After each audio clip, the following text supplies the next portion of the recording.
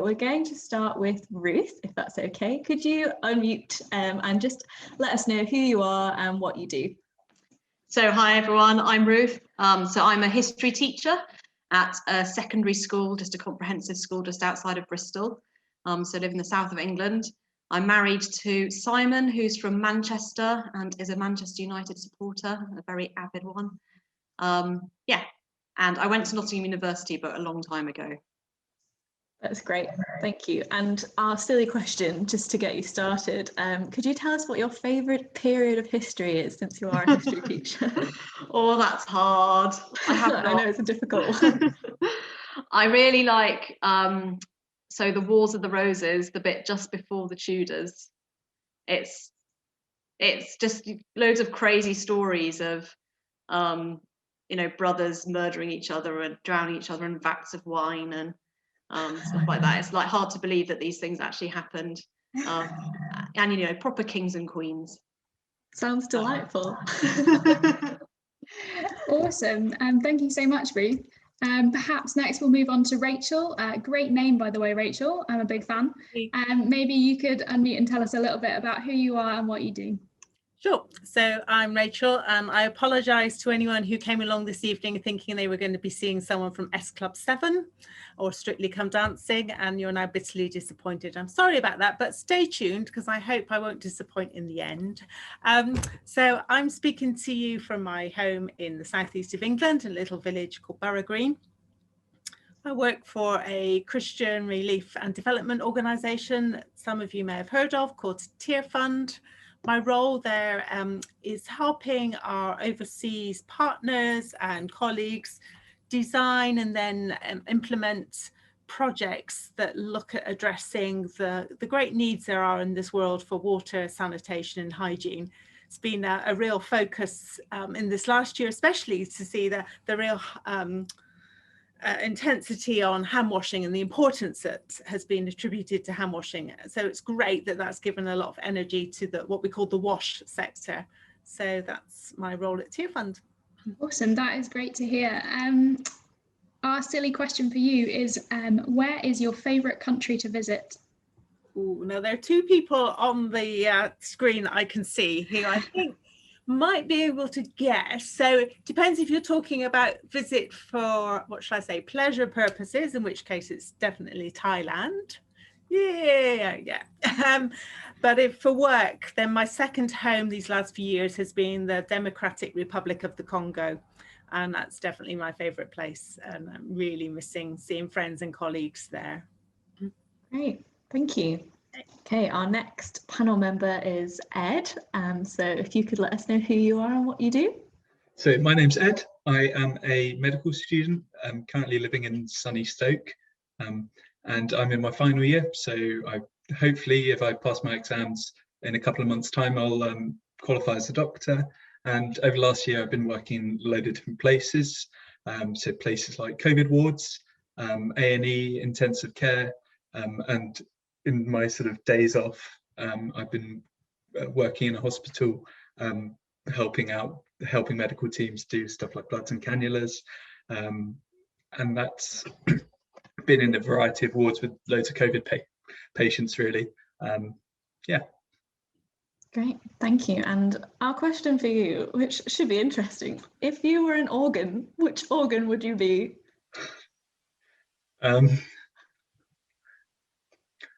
I think stomach, because I like food and the stomach gets a lot of food. So I think that's my best answer. Very fair enough. I that's approve a of this good answer. That's a good answer. Not sure where I'd have gone with that one. So, someone said a church organ. Oh, yeah. Good shout, Thomas. Next, we'll move on to Jean-Louis. If you could tell us a little bit about who you are and what you do. All right, when I introduce myself in this way. My name is Jean-Louis Cassis. It's a French name, born in Lebanon, made in heaven, 100% God made me. And when he was made me, he was in very good mood. I'm not saying that because I'm like to blowing my trumpet, no. What I'm saying is what I say in the Bible here in Genesis 1, it say, let's make mankind in our image. We are wonderfully and brilliant made. So I came to England 1993. I came to do my diploma in counseling after I've been serving in this prison for 3 years as a social worker and a counselor. So I came to do my counseling. After I do my counseling, they told me to do a placement, and the placement led me to work with Christian Rehab. It's called Teen Challenge London. And I stayed in Teen Challenge for 7 years. And after that, I've been made redundant. After I've been made redundant, I worked with the police. It didn't work with me. And from June 2006, I worked with Web3 Day Center. Is for people having substance misuse in drugs, alcohol, and homelessness, and SW. SW means sex worker. If you have any question, please feel free. Awesome, thank you, Jean-Louis. And our silly question for you is, what is your favorite thing to eat? 1, 2, 3. Jean-Louis has said that he is happy to share his Toblerone, so if you send him your address, then I'm sure he'll send you some. Don't do that, don't do that. Oh, that's great. Well, thank you all very much for introducing yourself. And if anybody thinks of any questions specific for each of these people, we're more than happy for you to put questions just addressed to each of these members of our panel, as well as questions to everyone. And just to kind of kick us off on our kind of real hardcore questions, we were wondering if each of you might be able to give us a sort of a very brief 2-minute testimony, so just an explanation of how it is that you came to know Jesus and why you have a faith. So we'll just go in the same order that we did for the previous questions, if that's all right. So starting with you, Ruth. Hi. So for me, I grew up in a Christian family. So my parents are Christians, and they took me to church and Sunday school from when I was, very young, all my whole life. And I kind of, growing up, I think I always believed in God and always, loved Jesus and enjoyed reading about him and learning about him and things like that. And so I don't know if I could say a particular point where I became a Christian. I didn't have a kind of big change in my life in that way. But one kind of significant time was when I was 11. I went on a summer camp with other young people. And I remember there thinking and asking and talking to people and saying, well, how do I know that I'm a Christian? How do I know that I'm really saved? And I think, a lot of where that came from is that I saw myself as quite a good girl. I haven't done loads of really, really bad things in my life. And I'm also quite a people pleaser. That's one of my downfalls. I like people to think well of me. And I think just that, for me, I was thinking, have I done enough? Is God happy enough with me that I can really know that I'm a Christian? And actually, that's completely the wrong thinking. And so I was really challenged and convicted then that actually I can never do enough. Without Jesus, I'm completely not pleasing to God. And that actually I might think I'm a good girl because I, don't get into trouble at school and all those things. But actually, deep down, I'm completely sinful and have a real need of God. And so I think kind of really realizing that and not just thinking it's not about what I do and trying to scrub myself up and do all the right things and say all the right things and be that good girl, but actually recognizing that I have a deep need for God and that he's done everything. It's not about what I do. And that's how I can know that I'm a Christian. That's how I can know that I'm saved. And I think for me, that was a really important kind of turning point, knowing that my hope is completely in Jesus and it's not in what I do, but really acknowledging that without him, I'm completely lost and I need him. And there's quite a favorite verse of lots of people in the Bible in Romans 8 talks about how nothing can separate us from the love of Christ, that's the love of God that's in Christ Jesus. And actually, I think, again, for me, realizing that I can have that security in God, not because of what I'm doing, but because of Christ Jesus, that I'm in him, that I'm saved by him. And so that's why I can be certain, I can be secure. I can know that I'm going to heaven. I can know that I'm a Christian because of him and not because of what I do. That's great. Thank you so much, Ruth. Rachel, you're up next. Great. Well, in some ways you could probably just play repeat from what Ruth has just shared, because I also had the privilege of being brought up in a Christian home, and my parents also took me to church from a babe, from as long as I can remember.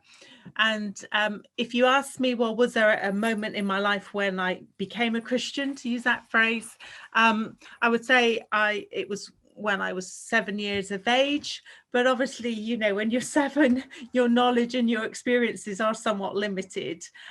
So as my life has gone on and it's taken different turns at different points, my relationship with Jesus has come to mean different things at different stages in my life. And it's great, you know, as we read through the Bible, that we see God's character and his nature expressed in many different ways. And there are particular seasons of our life that we go through when one aspect of God's character will be perhaps more meaningful to us than others. So yeah, that's just a little bit something of how I became a Christian. Wonderful, thank you so much. Ed, do you have a 2-minute testimony you can share with us? If I can work out how to unmute myself. Yeah, so much like Ruth and Rachel, I was brought up by parents who were Christian, and I was dragged to church. I wasn't a huge fan of church at all. I really hated it. I thought the Christians were weird. I'm pretty much healed of that view now, but I absolutely hated being in church. I would sneak out and play basketball in the back, in the hall at the back, or I would volunteer to be on projector and then just in between songs go on the computer and play games on Miniclip, if anyone remembers that. So yeah, I got to about sort of 13 and 14. I was very much looking forward to the day where I didn't have to go to church, and then the minister in our church changed, and I saw something in him which I was like, I kind of want that. There was just this sort of peace and this sort of he had it all sorted and all together, and I thought I at least owe it to myself to consider why he's that way. Yeah, the more I sort of looked into the person of Jesus and who he was, the more I came to realize that actually it was real. It wasn't just a fairy tale, but it was true. It is true. And not only that it's good news. And so I became one of those weird people. Yeah, that's how I became a Christian. Thank you very much. I'm getting all these memories of Miniclip now. Jean-Louis, could you give us a bit of your story, please? Yeah, as you know, I'm born in Lebanon. My background is Catholic, and I'm the oldest son in the family. We are 8 kids, 5 boys and 3 girls, but we are now 4 boys and 3 girls. One of my brother, he's 20 years old. He passed away in the army in Lebanon. So we've been 4 boys. And my childhood wasn't very good. I don't want to go more in details about that, but you can see it or hear it on YouTube. My Christian life was up and down. I was really like kind of neglected in many ways. My dad, he was a Catholic, but he changed his background from Catholic to Baptist. And after my dad, he was very abused. So I grew up as a preach kids or pastor kids. So because I'm the oldest son, I hate it because I did not like it. I joined the militia in Lebanon. After that, I joined the army.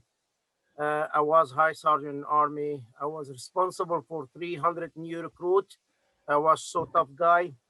I changed my religion from Christianity to Muslim, and in the last 1995, I went to prison for 45 days, and I've been torched very badly. I still have mark in my body. One of them is my nose.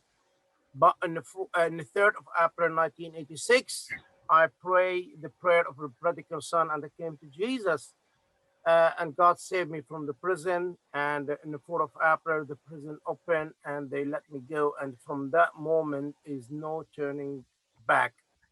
So I'm looking for the future. This is me. Thank you so much for sharing, Jean-Louis. Moving on to our next question. This is our most upvoted question at the moment, we're informed. And we're going to direct it to Ed and Ruth. So get ready, guys. And that question is, how has the pandemic changed your view of hope? I don't know if one of you wants to jump in first, or if not, I'll choose one of you.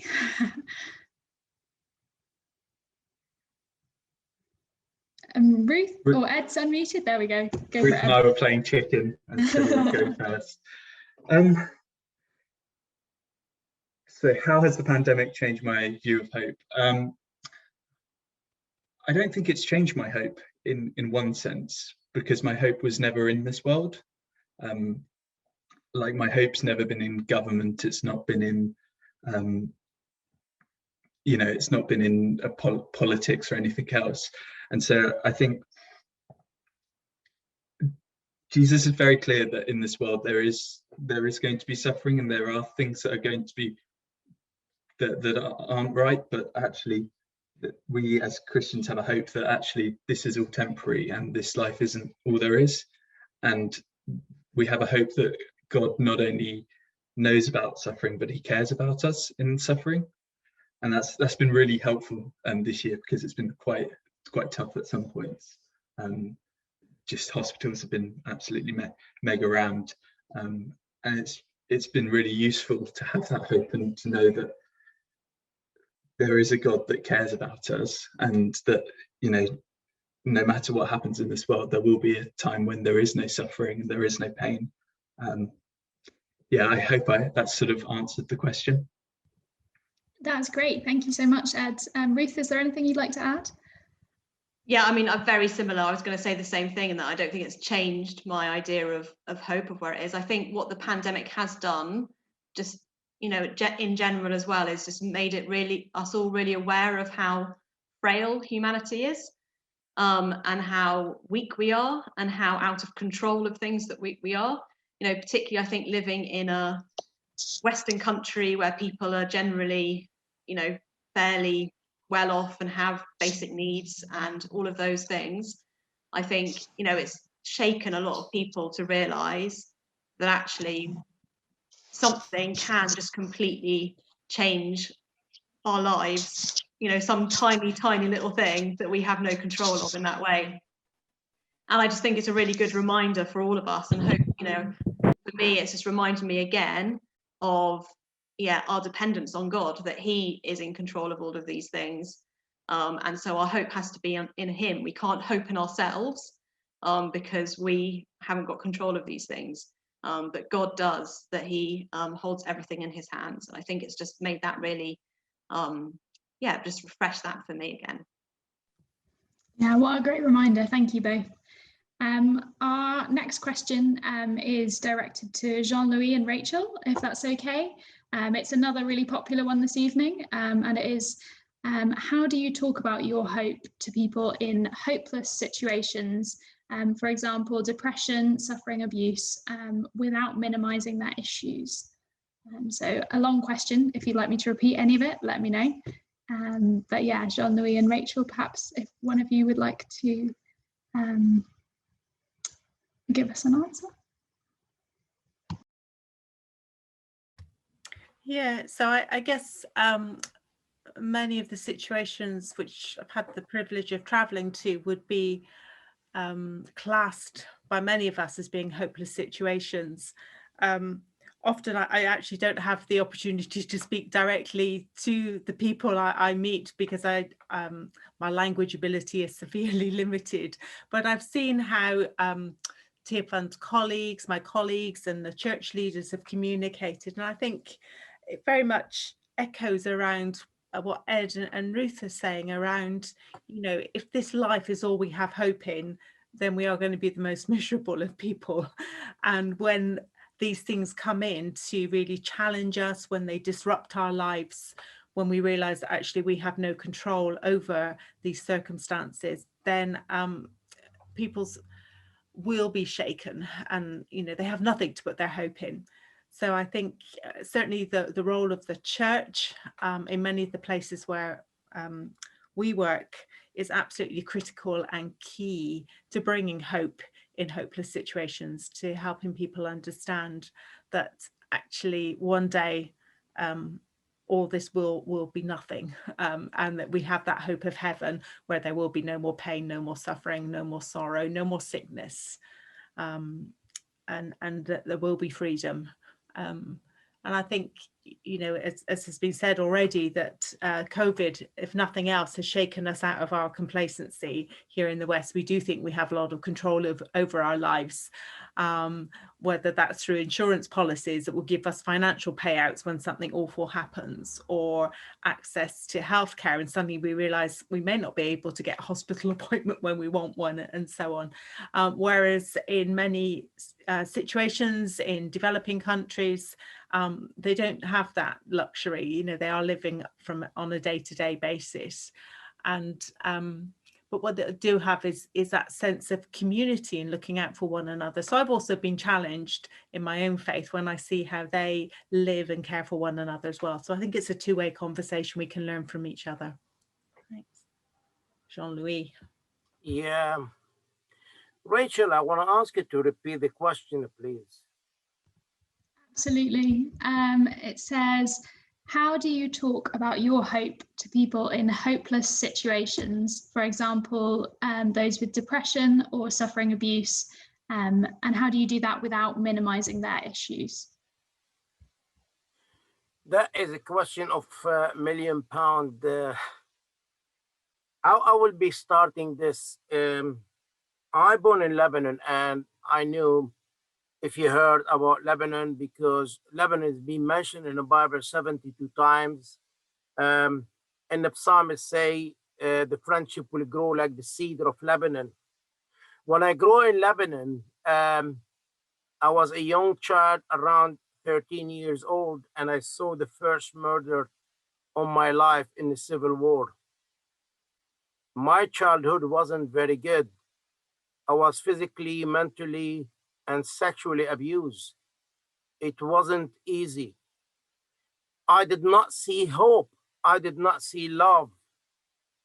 A war started in Lebanon, civil war between Christian and Muslim, and that is make me really, really suffer a lot and feel why I'm in earth here, what I'm doing.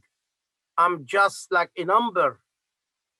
It's very hard, but with all that situation was happening, we live in daily basis, as Rachel, she said, because the bomb, the sniper, explosion happening, you don't know, you live your daily, you live your hour day, every an hour you live that. So you hope you don't have any hope. Not in the government, not in the politics, not in the parties, nothing at all. Nothing in the building, in money or cars or houses or furniture or anything that is in the world, nothing. But God showed me this when I came to him, and I trust God 100%. And when I mean that 100%, means you commit yourself to the Lord 100%. If you are married, you can say to your wife, I love you, I love you, I love you, I love you.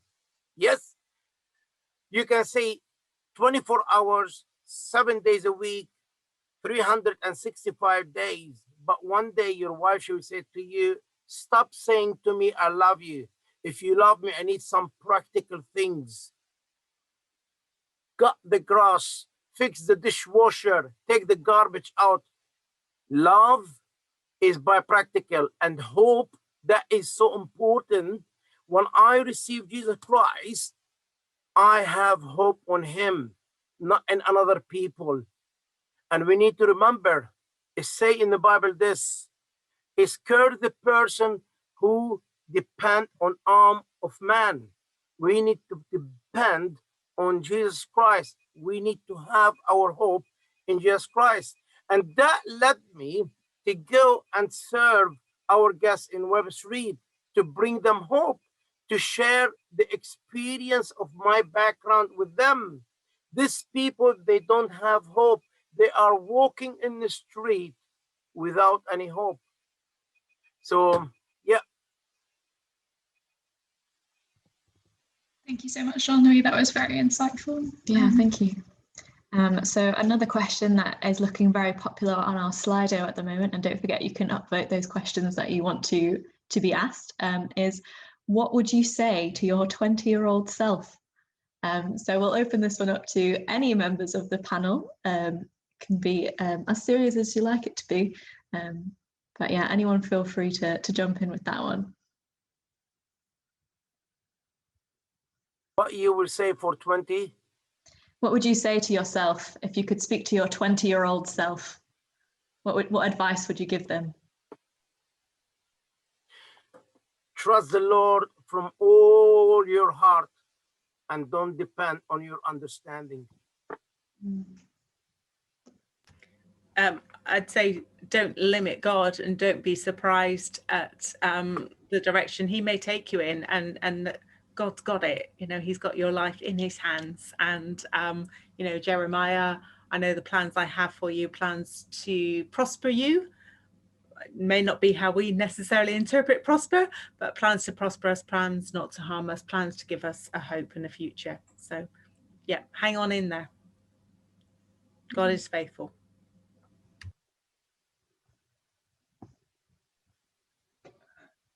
20-year-old self, buy shares in hand sanitizer. That would be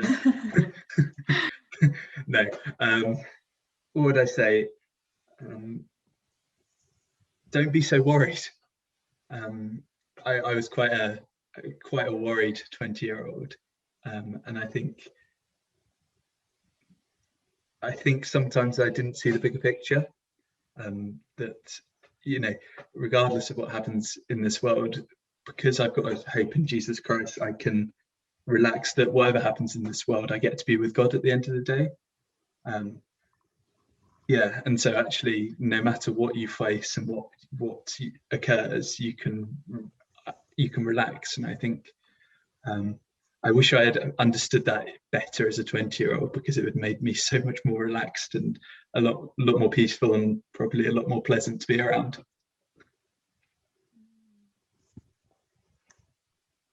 Oh, that's a hard question.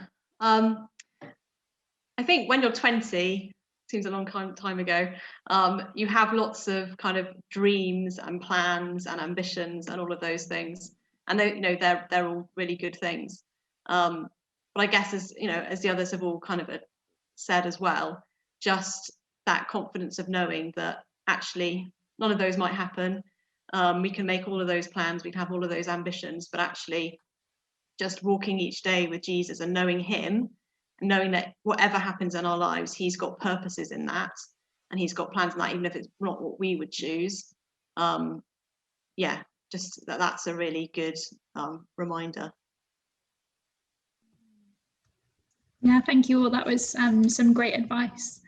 Our next question, which is again aimed at all four of you. Remember, if anyone on the Slido wants to direct questions to anyone, do feel free to do so. Although the speakers might not like you for it. No, I'm sure they're happy to answer. A question for all of you guys is for, it's another, I can't read, so that's helpful. Has there been a time when you felt distant from God? So if any of you guys would like to open, that would be fab.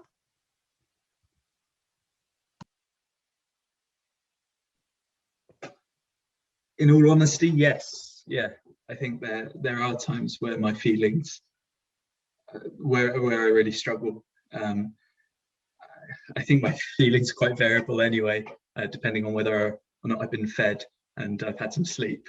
And I think when times are difficult, I think I'm reassured by the fact that when you read in the Bible, it's really honest. It's a really honest book. So so in the middle of the Bible, there's a book called Psalms, which is like a book of poems, basically, and songs.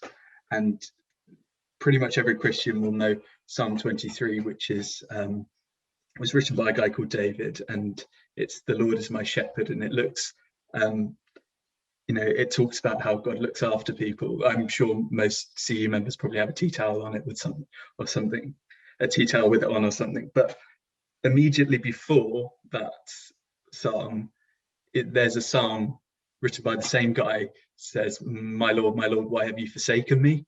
And I think it's really reassuring that David was like heralded as this really amazing person, but he had times where he struggled. And you look at characters in the Bible, and there were definitely times where they really struggled. Peter, who headed up the early church, was rebuked by Jesus at points, denied ever knowing him, made loads and loads of mistakes, and really varied in his faith.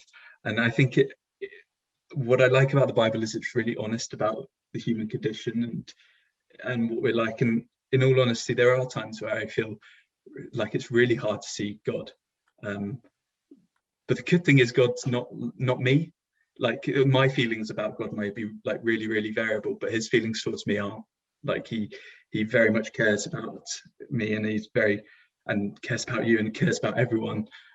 So despite the fact that when I'm hungry and sleepy and grouchy, my feelings wax and wane, God doesn't. And I think that's what reassures me when I feel distance from God, is that actually regardless of how I feel, God's feelings for me are very much the same, and they're good. I'm sorry, that's quite a long answer. Yeah, that was great. Thank you so much, Ed. Is there anything anyone else would like to add on to that? From my side, I will give you a short story. One of the guests, he came to us, to our center in Webb Street. As you know, we serve breakfast and we serve clothes and shower to our guests. That is before the COVID.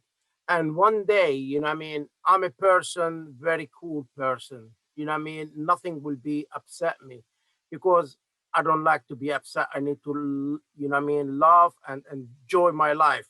I want to live long time. So that guy, he knew my weakness point, my weakest, dot. Talk, swear as much as you like, but don't bring my mom or my sister to your tongue. And that guy, he was so drunk. And we didn't allow him to come in. And when we didn't allow him to come in, he starts swearing. And when he starts swearing, he hit my mom and he hit my sister. And I was so furious. Anybody watch that film about mask off? John Travolta, when he take the mask and put another mask. I want to take the Christian mask and put the real, who is Jean-Louis. My colleague, they told me, okay, leave him alone, you can go. So I was so upset and I was so angry. And I started kicking the stairs with my boots. And God spoke to me clearly. And I said, Lord, please help me. Why it bugs me? The Lord said this word: I want you to change. I want you to change to be like me. And from that moment, and the word from the Bible came in Psalm 121, when it say, I lift up my eyes to the hill. Where does my help come from? And that was my help. My help come from the Lord. So anything happen, I will go, God, I cannot have it. You deal with it. I surrender to you. So that is situation.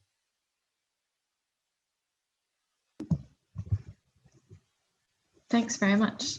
I don't know if either of the other two of you want to say anything on this question, or we can move on to the next one if you feel like it's been covered. Oh, well, I was just going to come at it perhaps from a slightly different angle and say that sometimes I feel furthest from God actually when life's going all right.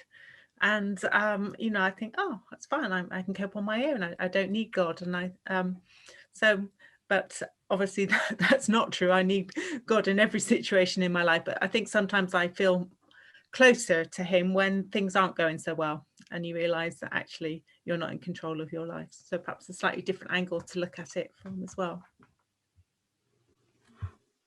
Yeah, that's great. Thank you.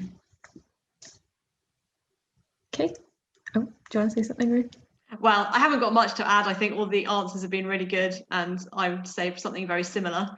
But again, I guess it's that word feeling, and our feelings can be very up and down. And it's in those times as well, reminding ourselves about what the Bible says and what's true. That, like I said earlier, that, you know, if we're in Christ Jesus, nothing can separate us from the love of God. That we might feel distant, but that He's not distant from us, even if we feel like that. And it's reminding ourselves of that. Yeah, that's great. Thank you. I guess this one's kind of on a similar vein to that one. The question is, do you ever feel like you run out of energy to be a Christian or to practice Christianity? And I guess maybe you could bring into that, if you like, how you might combat that in your day-to-day life.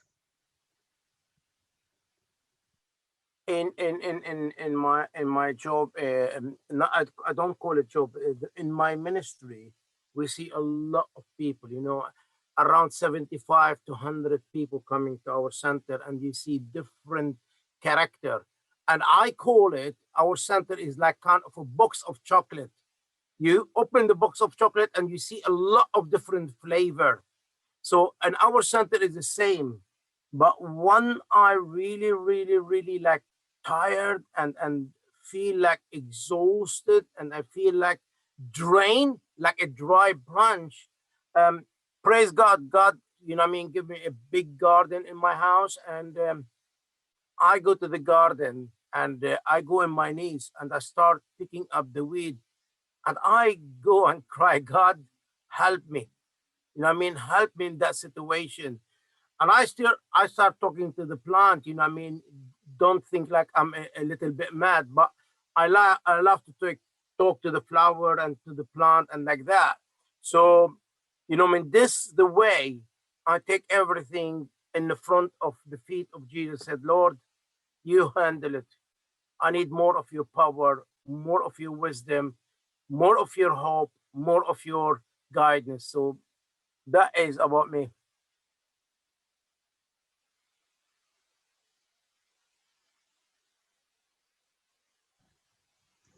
Anyone else ever feel like they're running out of energy?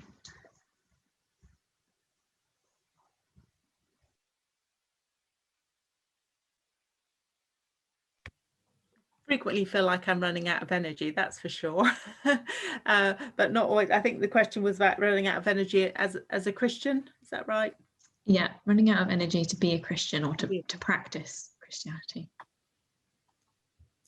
Yeah, and I guess it links with what others have said around, you know, it's a faith, it's not a feeling. It's yeah, and sometimes I think I get most frustrated when I'm dealing with other Christians. So obviously in the particular work I do, I most of my daily interaction is with other Christians, and sometimes they can be the most frustrating of people, you know. And so it's around actually just recognizing that we're all works in progress. We're all sinners saved by grace, and we're all loved equally by God, and just taking that moment to remind myself of that. And as much as I get frustrated by people, particularly working cross-culturally, working across languages and so on, they equally must be getting so frustrated with me as well. So measures of grace. Yeah, I think for me, when I kind of am tempted to look too much at my circumstances or my own self and my own kind of behavior, then that can, you know, get me down and make me think, oh, you know, why do I keep doing these same bad things and having these same bad thoughts and all of those kind of things. And again, just trying, you know, just kind of saying to myself, I'm just going to try harder, can make you kind of run out of energy, I guess, in that way. So I think in those times it's going back to the Bible, going back to Jesus, and just reminding myself again that my hope's in him, and that he doesn't run out of energy, and that he has promised to complete the work that he's begun in me, and that he's promised to lead me through, situations, and just to remind myself what he's done for me, and that I can rely on him, and it's not about me, having all the answers and everything, but just going back to Jesus.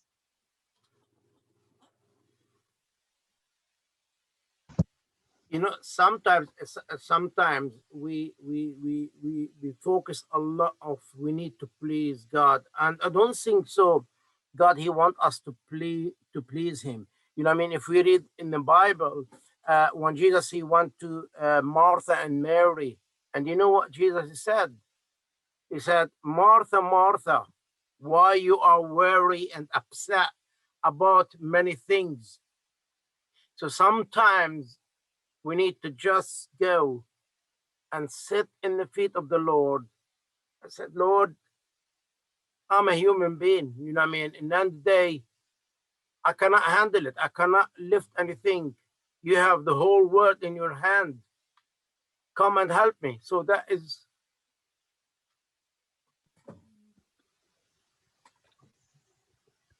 I think the only thing I would add to what's already been said is that I think when I'm feeling like low in that energy, it's really useful just to be honest with God. I think God can handle it. It's I think,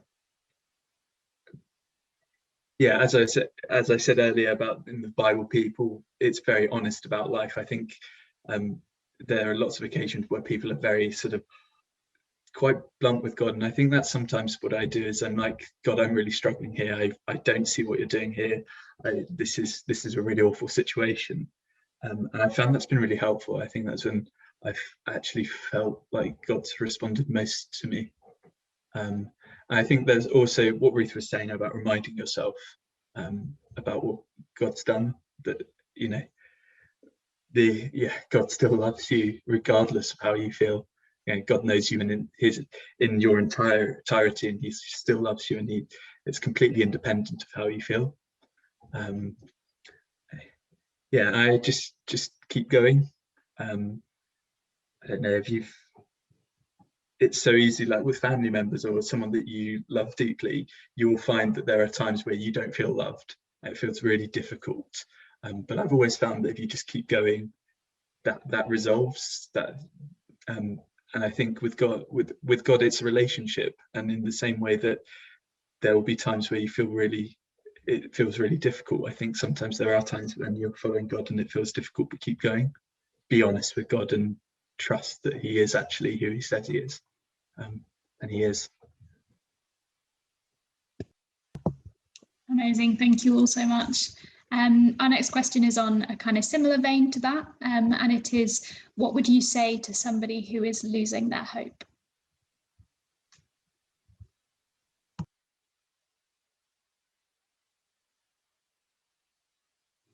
Please repeat the question. What would you say to somebody who is losing their hope?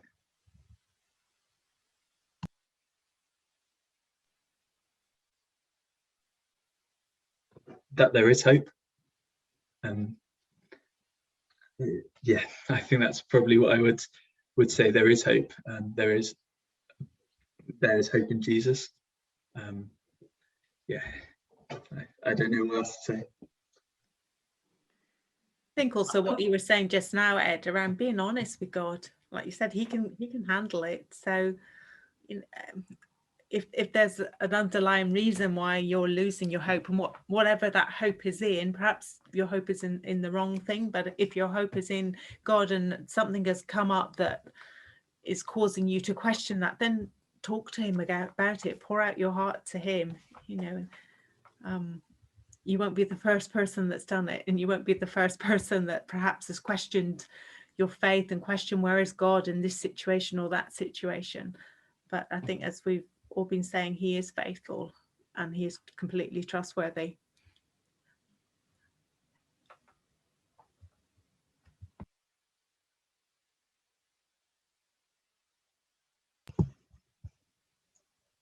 Great. Maybe move on to our next question now, which is, oh, John Louis, do you have something else to say? Yeah. Now, if somebody losing hope, what you can give him? Hope and trust. I can give him just Psalm 27. Some trust in chariots and some trust in horses, but we trust in our God. Hope. That is our hope. Yeah, that's great. Thank you very much. Thought Christina was raising a hand then. It's like, oh, do you want to answer this question? No, we'll move on to the next question, since we've got quite a lot of questions coming in, which is great. Please keep them coming. How does God speak to you? Anyone is welcome to answer this one. God speak to me a lot in the water. I remember when I was in Jordan, I was in the Dead Sea, floating in the lake, salty lake. Never ever go to Jordan and you don't visit the Dead Sea, but never ever put your head inside the water.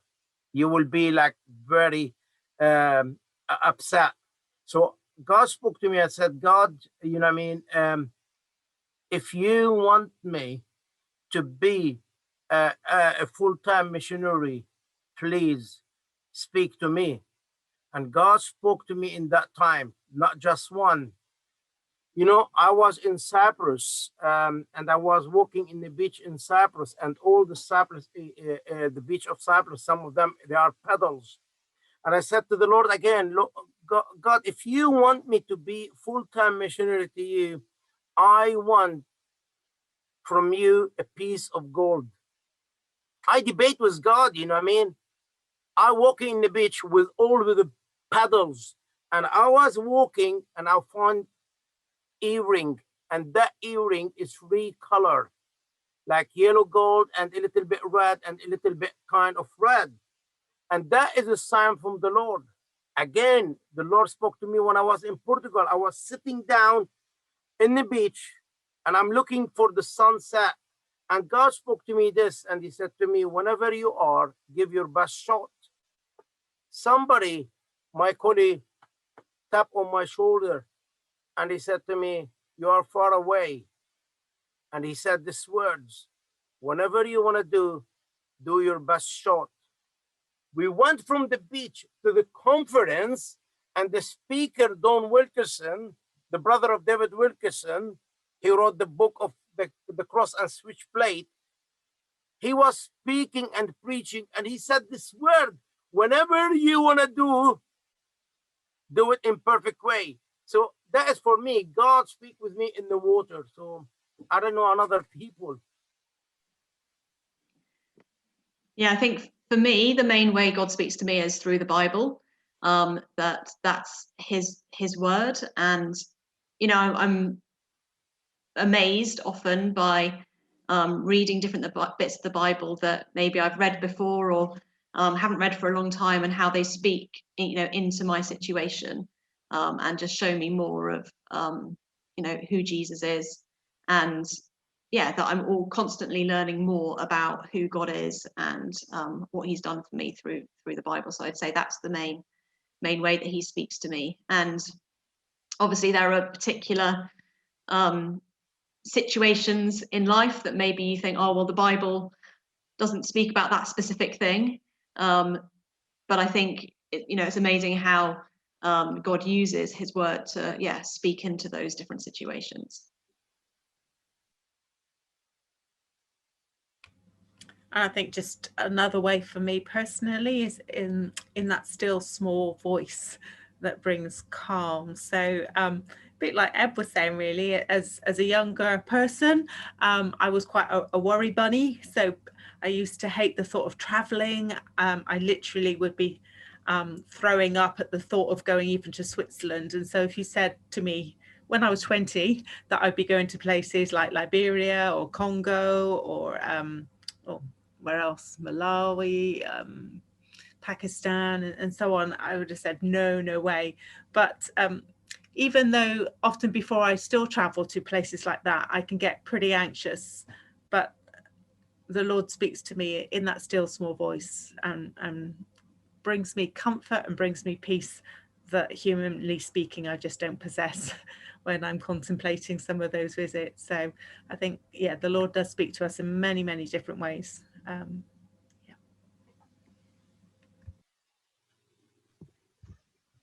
Awesome, thank you.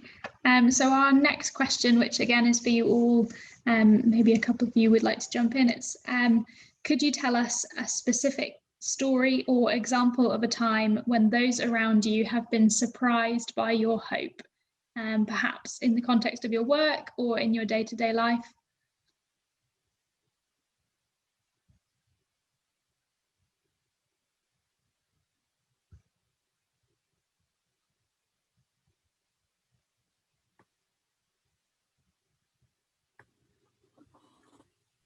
I think from my view is your testimony for my guests is bringing hope to them, because most of the guests, when we serve them and we're sharing the love, is they ask us this question: why are you doing this to us? What is behind it? And I will say to them, love. I said, all right, love, but what is behind it? They question everything, you know. But when you share your testimony and tell them what Jesus done for me and he give me hope, he's able to change your life and give you hope. So that is me.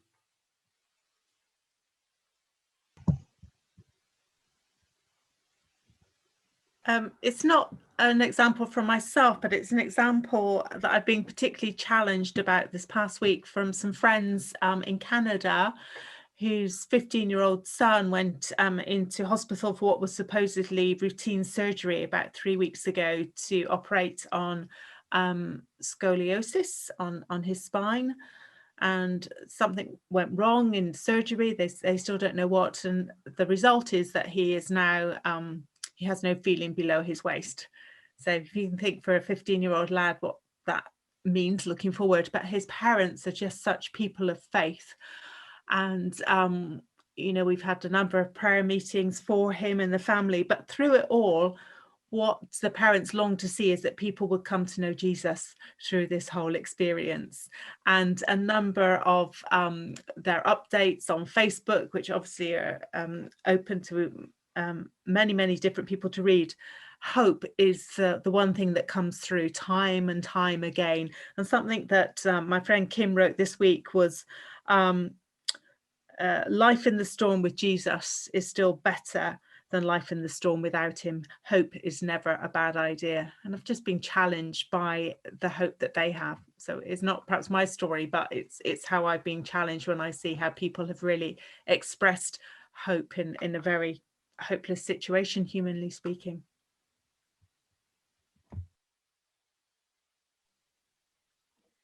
For me, so this is from quite a while ago, but it's quite a significant thing in my life in that, so I lived in China for a couple of years. I was teaching English there.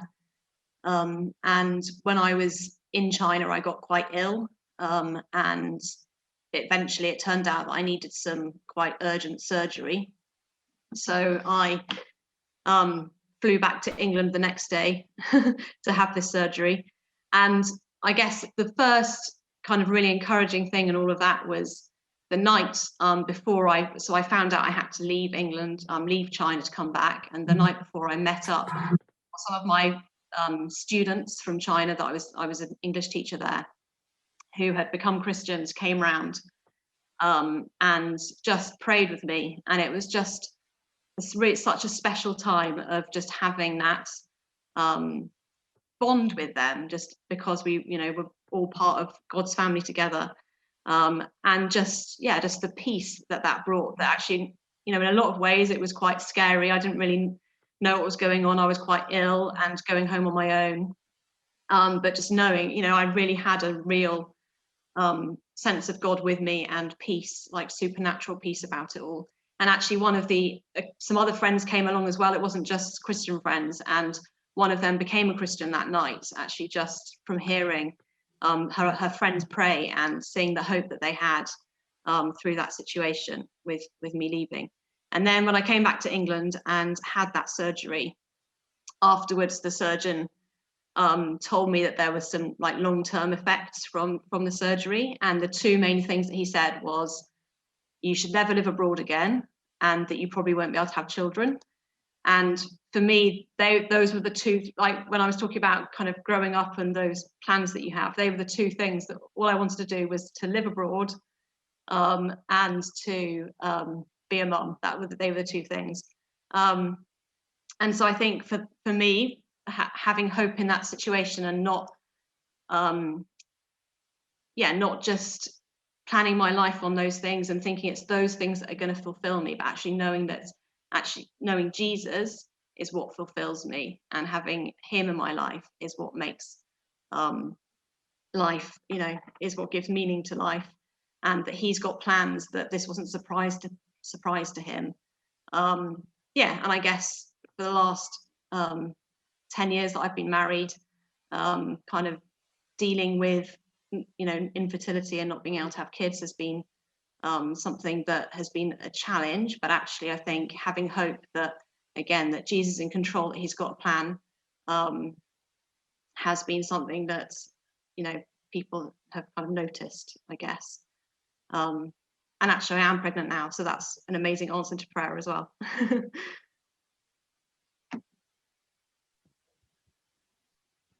So remind me what the question was again. Sorry, I've not got the best attention span. How could you tell us a specific story or example of a time when those around you have been surprised by your hope? So I'm in my final year. Last year I did what's called an intercalation. So the vet students among you will be familiar with that, but anyone else, you sort of take a gap year, but you do another degree in that gap year. And I did my intercalation in intensive care medicine. So I was sort of based in intensive care for about the best part of 6-7 months. And the thing with intensive care is a lot of people don't get better, and there's often some quite grim situations. And I think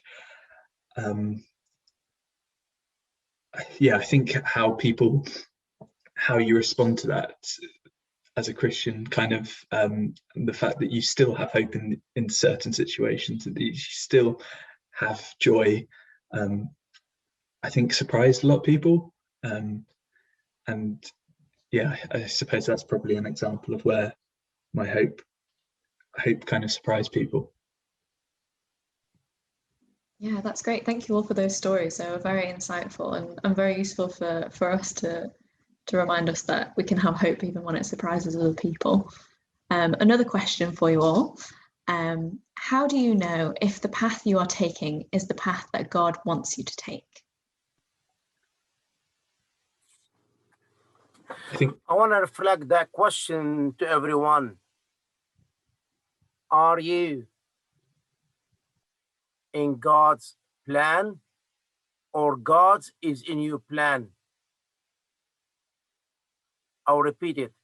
Are you in God's plan, or God is in your plan? I wasn't planning to stay in England. I have you know, I mean, a ministry in Lebanon, in the prison. I was very well known. I have like small ID, allowed me to go to 21 prison in Lebanon. and Lebanon is a very small country. It's the size of, you know what I mean, Cornwall, down south of England. And it's only 3.5 million people, you know, but we have 2 million refugees from Syria and Iraq. I wasn't planning to stay and live in England. I'm very thankful, you know what I mean, I'm in England, but God's plan for us is different from our plan. When you are in God, He will open the way for you and make everything clear for you. So that is for me, I don't know.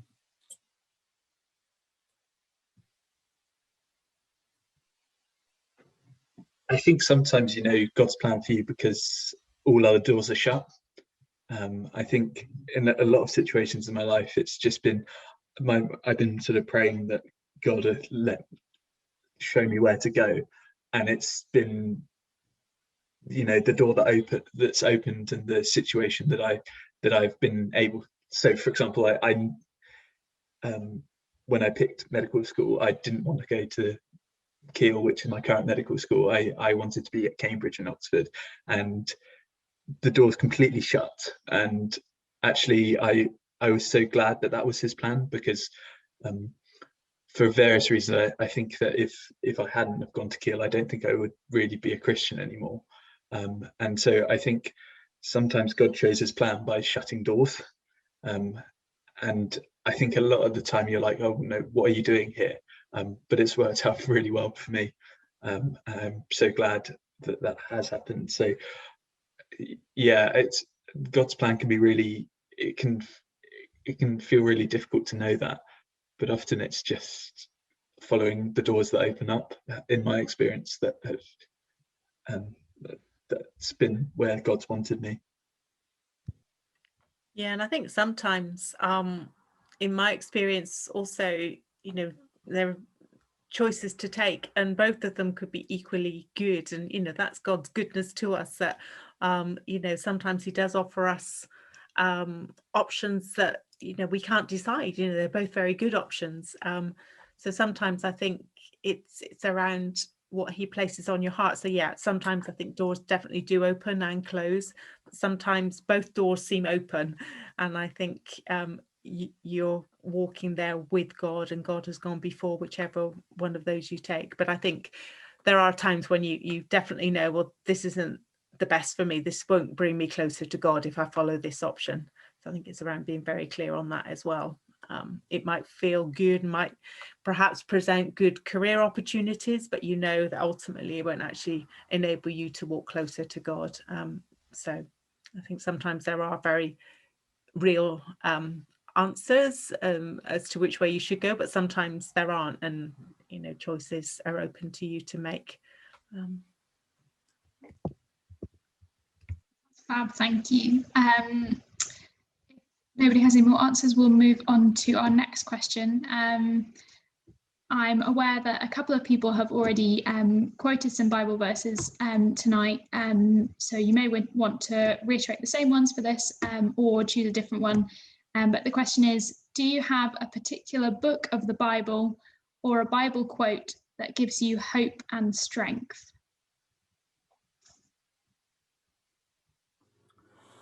I have one ready. I think Rachel, she said it is from Jeremiah 29:11, and it say, "For I know the thought that I think toward you, say the Lord, thought of peace and not of evil, to give you a future and hope." So that is my verse.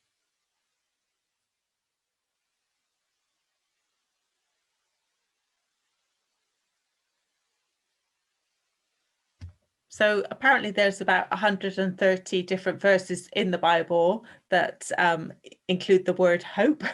So it's going to be hard to choose one, but I think what Jean-Louis has said is probably one of my favorite ones. But there's another one in Romans 8, 24 and 25. "For in this hope we are saved, but hope that is seen is no hope at all. Who hopes for what they already have? But if we hope for what we do not yet have, we wait for it patiently. And it's around that future hope that we have as Christians. So although we may not necessarily see or experience hope, some of the questions you've asked already this evening have sort of alluded to that we don't always see hopeful situations, and humanly speaking, often they aren't. But our hope isn't in human solutions. Our hope is in something that's based on a past event, something that God has done through sending his son Jesus to die in our place, to be able to bring us back into relationship with him and to have that hope of heaven. And I think that's what this verse in Romans is talking about. It's that future hope that perhaps we do not yet see, but we wait for it patiently.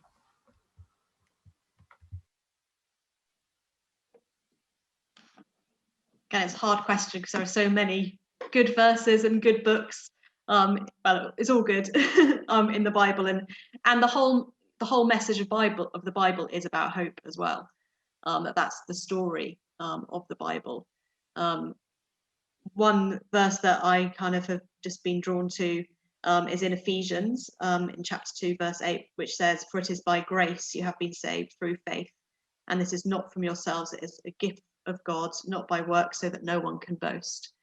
And I think just that hope in knowing that we're saved by God's grace, and that means it's a gift that he's given it to us, and that it's not something that we earn, it's not about what we do.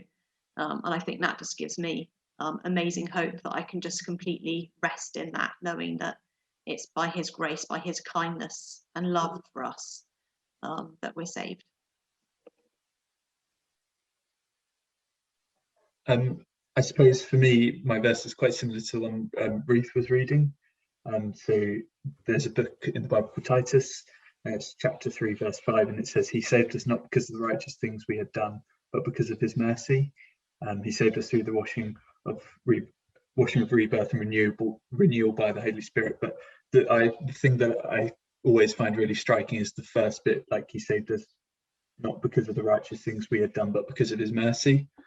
And I think that gives me like a huge security, because like it's not that we've earned our place to get into heaven, like God gives us a place in heaven, and so there's nothing that I can do that can separate me from that truth. I think that gives me a hope, because I know that irrespective of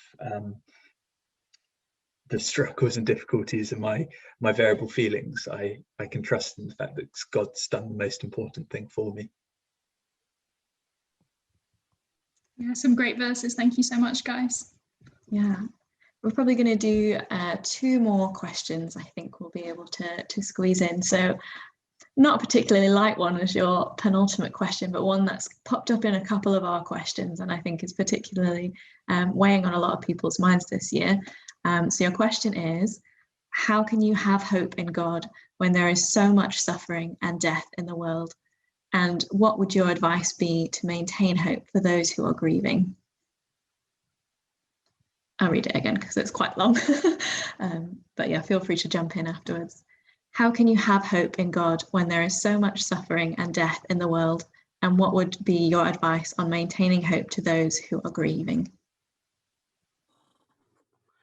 I want to give you a small story, and you can take that hope from it. Every person, he went through a tunnel, and when I was little kids, we go in the car and we go inside that tunnel, and the tunnel will be so dark, and we start screaming inside the car, "Ah!" But in the end of the tunnel, there is light. So that is, for me, is a hope. And I can encourage people that with all what we have, we are suffering and we are going through tough time, but we still have hope. We still have hope. You know what I mean?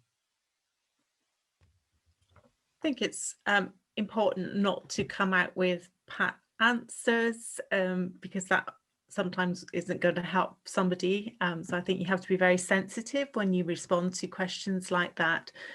But, you know, suffering was never part of God's plan in the first place, and it's through sin coming into the world that we now have the suffering, that we see disasters coming into the world, some of which the effects of which are sometimes exacerbated by what we do as humans, not always, obviously. And certainly you don't want to go down the route of attributing any suffering to sin or whatever directly, obviously with some exceptions. And again, it's about not having your hope in circumstances, but having that sure and certain hope of a secure future with God, that this life, this time on earth is just a fleeting moment in eternity, in the bigger scheme of things. But again, just caution how you share that and how you speak to somebody about it who is going through grief. Yeah, and sometimes there won't be answers. Sometimes I think, you have to say, I don't know why this has happened, but I trust God, and I trust that God is good all the time. Yeah, I think agree with all of that. I think something else, another verse that I love in the Bible is just really short verse, and it just says Jesus wept. And when actually one of Jesus's friends, Lazarus dies, it talks about Jesus weeping. Even though Jesus then raises him back to life, he still weeps for his friend and the grief that the family are feeling. And I think that hope of just knowing that God's not distant and far off and doesn't care about us, but actually that Jesus understands our suffering, and Jesus suffered more than we can ever imagine on the cross for us, that he can't even comprehend suffering that he went through.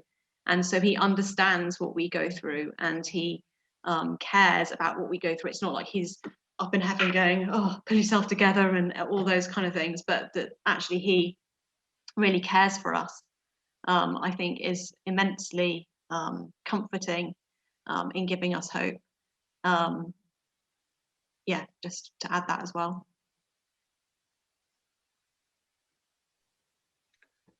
So I think when I was younger, if you had asked me this question, you would have got a really philosophical response, and it would have been really technical and had loads of theology. And nowadays I don't think. I think there's a different place for that. And when I'm seeing grim stuff, the way I respond to suffering is to remind myself that this isn't it. This isn't all we have in life. There is,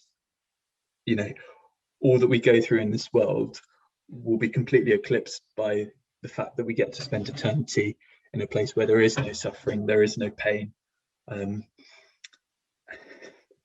that's not to minimize what people are going through on this earth.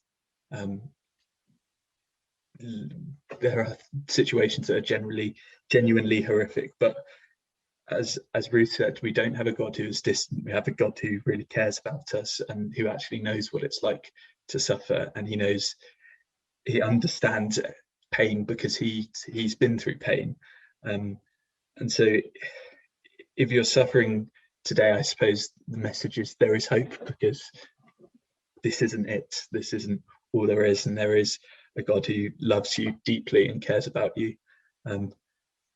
I think, I suppose I could try and do a really philosophical and technical answer, but I don't think that's what you need most of the time when you're really going through suffering. I think a lot of the time you just need to know that God cares about you, and God cares about you deeply and knows about suffering, and that there will be a time where there is no suffering.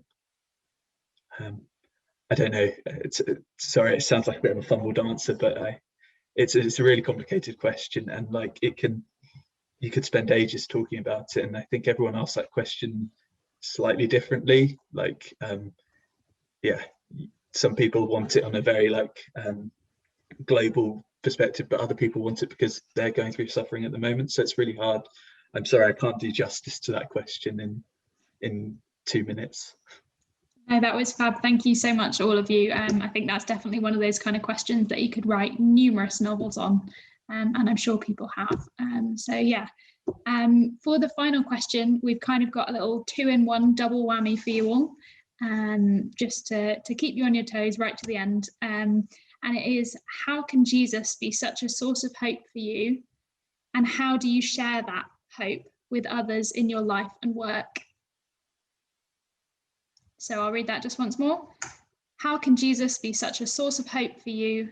And how can you share this hope? How do you share this hope with others in your life and work?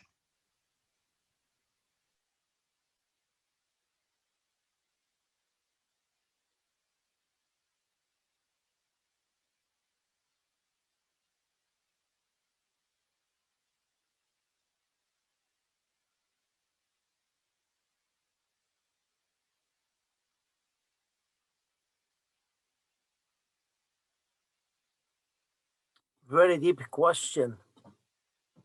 Every day in Web Street, we need to have hope, and we need to have expectation that God, He is yesterday and today and forever. He is the Alpha and the Omega, and our hope is from Him. We trust Him. That is, I'm speaking from my experience. When I'm serving a guest in breakfast or close or listen to them, I'm giving hope to them.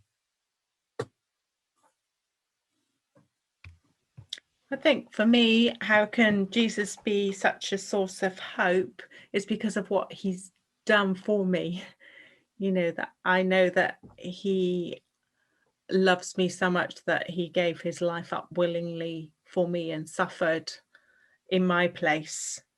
And yeah, that gives me tremendous hope that my future is secure and isn't based on anything that I have done or can do, but it's based on what Jesus has done for me. I think, is it Philip Yancey that said the quote, apologies if I've got the wrong person here, but there's nothing I can do that will make God love me anymore, and nothing I can do that will make God love me any less. Not that that gives you, you know, the carte blanche to sin, obviously, but yeah, my Jesus is a source of hope for me because of what he's done for me.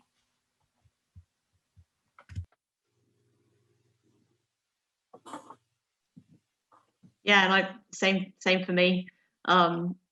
Just knowing that Jesus has paid that price for my sin, knowing that therefore I can be completely confident in my salvation and in a future with God in heaven, and knowing that Jesus is alive today, that he's reigning in heaven, that his spirit is with me, that I'm not alone in situations, that he'll never leave me or forsake me, gives me amazing hope.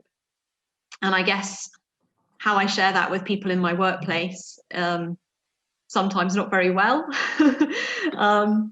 But I think part of how we share in the workplace is showing that we're not, as Christians, we're not perfect people who have got everything sorted. But actually we're completely dependent on Jesus, and that we need him in those situations, and admitting that haven't got everything sorted, but that we can trust completely in him. And I think just, my experience has been, particularly in the workplace, just getting alongside people when they're really struggling with things or suffering with things, just being able to share some of that hope and the love of Jesus, that I think often when people think about the Bible or think about Jesus, they think of someone who's judgmental and someone who is quite far off. And yet I think when you really look at who Jesus is in the Bible and see his compassion and see his love and his mercy, and being able to share some of that with people at work, It's good. You'll have to remind me of the question again. Sorry. I need to remind myself of the question if I'm going to do that. How can Jesus be such a source of hope for you? And how do you share this hope with others in your life and work? Yeah, I think what Ruth said, like we have a trust in an actual event that happened, that Jesus came into the world and he died in our places. And that's how I have a trust, is because Jesus actually did something.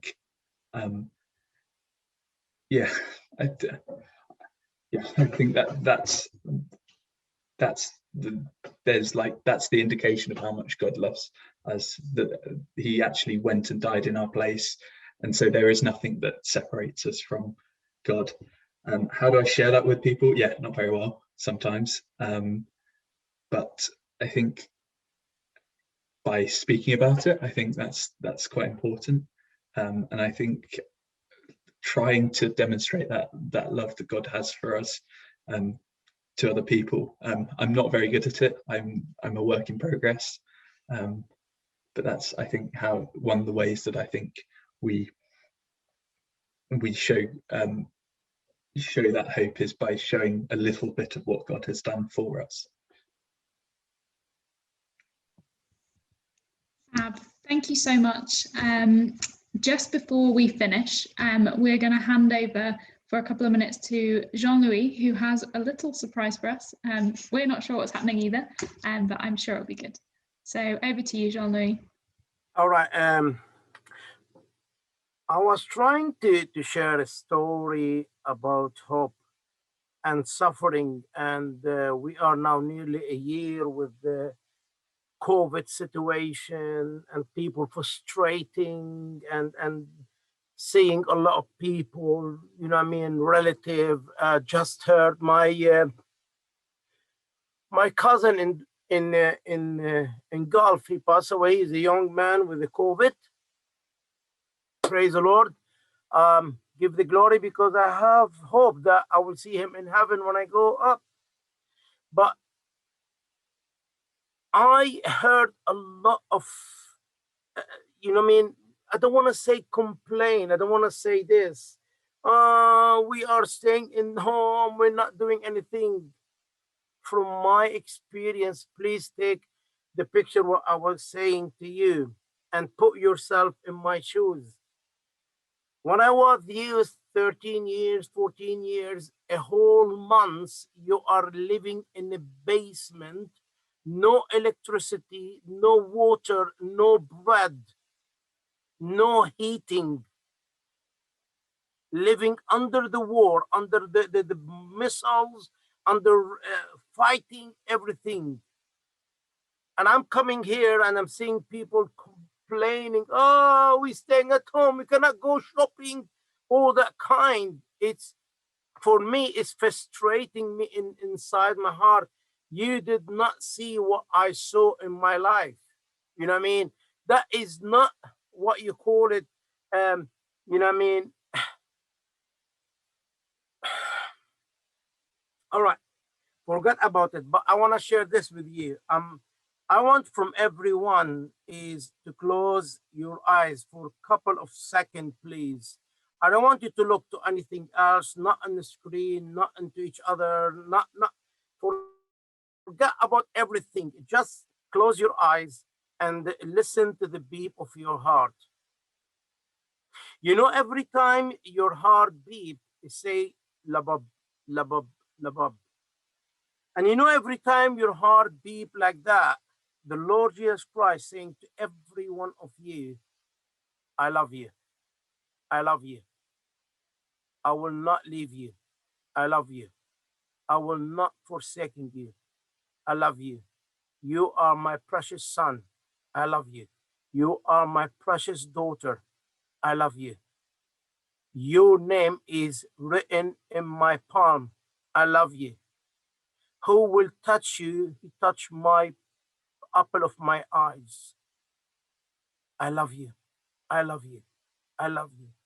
How many times your heart beat every day? million of times your heart beat. Million of times the Lord Jesus Christ saying to every one of us, I love you. He is our hope. He is our counselor.